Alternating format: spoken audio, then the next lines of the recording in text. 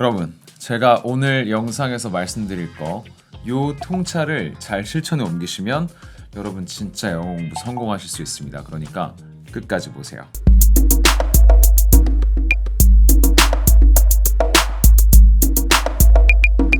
What's up, Quasters? 네, 여러분 안녕하세요. 브리스티브의 김태훈입니다. 자, 오늘은요, 제가 여러분들 어떻게 하면 영어 공부에 성공할 수 있을지, 그 영어 공부에 대한 자세에 대한 이야기를 좀 해보려고 하는데요. 제가 헬스장에서 이제 운동을 하는데 아마 2020년 한 해 헬스장 다니면서 운동하는 거 참 어렵다라고 느끼신 분들 많을 것 같아요. 당연히 전염병 때문에 좀 걱정되는 부분도 있었을 거고, 그래서 저도 원래는 매일매일 운동을 하다가 그게 좀 이틀에 한 번이 되고 3일에 한 번이 되고 아예 헬스장이 닫아서 운동을 못한 적도 있고 한데요.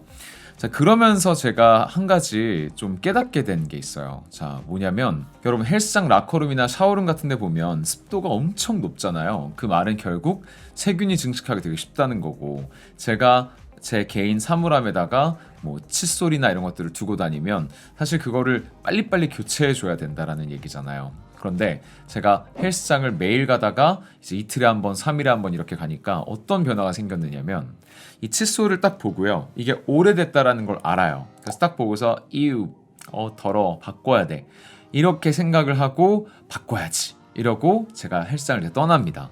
칫솔질을 이제 사무실에 돌아와서 거기서 하는 거예요. 자, 근데 그렇게 하고 나서 양치질을 하고 또 문제가 해결됐잖아요. 그럼 저는 또 일상을 막 보내요. 그러다가 또 헬스장 가는 날이에요. 가서 딱 보고서 칫솔 새로 사야 되는데 이러고서 또 일단은 더러워서 이거 못 쓰겠다 이러고서 다시 또 사무실 와서 양치질을 해요. 그리고 나서 칫솔 사야지 이러고 또 저는 또 막 바쁘게 살아요. 그러다가 또 헬스장 가는 날이 옵니다. 이게 무한 반복이더라고요. 그래서 샤워장에서 불편을 느낄 때는 진짜 내가 칫솔을 산다 막 이렇게 해놓고 막상 칫솔을 살 수 있는 시간이 되면 딴 거 하느라 제가 너무 바쁜 거예요. 그러다가 제가 인간적으로 좀 너무했다 싶어서 칫솔을 드디어 주문을 했어요. 그래서 칫솔이 집에 이만큼 왔습니다. 근데 이제 문제는 뭐냐면 그 칫솔을 헬스장에 안 가지고 오는 거예요. 집에 그 박스 그대로 계속 있어요. 왜? 며칠에 한 번씩 제가 겪는 불편이다 보니까 자꾸 우선순위에서 밀리는 거죠. 자꾸 깜빡깜빡 하는 거예요. 뭐 그렇게 엄청 대수로운 일도 아니거든요, 사실. 제가 헬스장에서 양치를 못하면 사무실에 와서 하면 돼요. 그래서 별 큰 불편이 없는 거죠. 그러면서 제가 사실 오늘 이 영상을 만드는 오늘까지도 제가 오늘 헬스장에 갔다 왔는데요, 다녀오면서 그 칫솔을 딱 보고 진짜 나 왜 이러지? 뭐 집에 칫솔 사놓고 왜 또 안 갖다 놨지? 좀 심한데? 약간 이런 생각이 들다가 무릎을 쳤죠. 이거다. 영어 학습자분들에게 영어 공부라는 게 이런 느낌이겠구나 라는 걸 제가 여러분 깨달았습니다. 그래서 제가 흥분을 해가지고 이제 와서 이 영상을 지금 찍는 거예요. 자, 여러분들 영어 공부를 일주일에 몇 번이나 하시나요? 자, 우리가 영어 공부를 한다라는 건 여러 가지 이유가 있고 목적이 있겠지만 일단 사람은요, 기본적으로 불편을 느껴야 뭔가 행동을 취하게 되어 있죠. 제가 칫솔을 빨리 헬스장에 갖다 놓지 않았던 거는 꼭 거기 있는 그 더러운 칫솔이 아니더라도 제가 다른 곳에서 양치를 할 수 있는 그런 방법이 있었기 때문이에요. 근데 만약에 제가 헬스 트레이너예요. 저는 헬스장에서 살아야 돼요, 거의. 그러면 아마 이미 몇 주 전에 칫솔을 바꿔놨을 겁니다. 그쵸? 그럼 거꾸로 이걸 우리가 영어 학습에 적용을 해본다면 여러분들이 이렇게 영어 공부를 쭉 꾸준하게 못하고 했다가 잊어버리고 했다 잊어버리고 영어 실력이 늘었다가 다시 줄었다가 늘었다가 다시 줄었다가 이걸 반복한다라는 거는 어찌 보면 영어가 안 돼서 좀 겪는 불편이 그 빈도가 충분히 잦지 않아서가 아니겠느냐라는 이런 생각이 제가 들었어요. 자, 만약에 여러분들이 매일 영어를 써야 돼요. 근데 자꾸 내 영어가 부족해서 발목을 붙잡아. 그래서 자꾸 신경 쓰여. 그러면 아마 매일매일 조금씩이라도 공부를 할 거예요. 그런데 그게 아니라 그러면 자꾸 우선순위에서 밀려나게 되는 거죠. 그래서 제가 여러분들에게 드리고 싶은 말씀은 뭐냐면 좀 조금씩이라도 좋으니까 여러분들이 영어 학습을 하는 게 목표고 또 그거를 이뤄내고 싶으시다면 조금씩이라도 좋으니까 좀 매일 해보자라는 좀 그런 메시지를 여러분들께 전달하고 싶었어요. 왜냐면 여러분이 영어를 쓰려고 하거나 뭐 또는 들어보려고 하거나 이렇게 뱉어보려고 할 때 불편이 느껴지잖아요.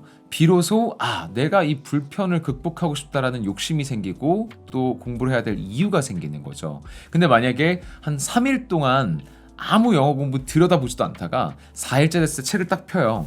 그러면 그땐 딱 느껴요. 진짜 많이 부족하구나. 좀 더 해야 되겠다. 그러고서 막 또 바쁜 일상 살다 보면 이제 우선순위에서 저 밑으로 이렇게 밀려 내려가는 거죠. 제가 칫솔을 몇 주째 지금 안 갖다 놓는 것처럼.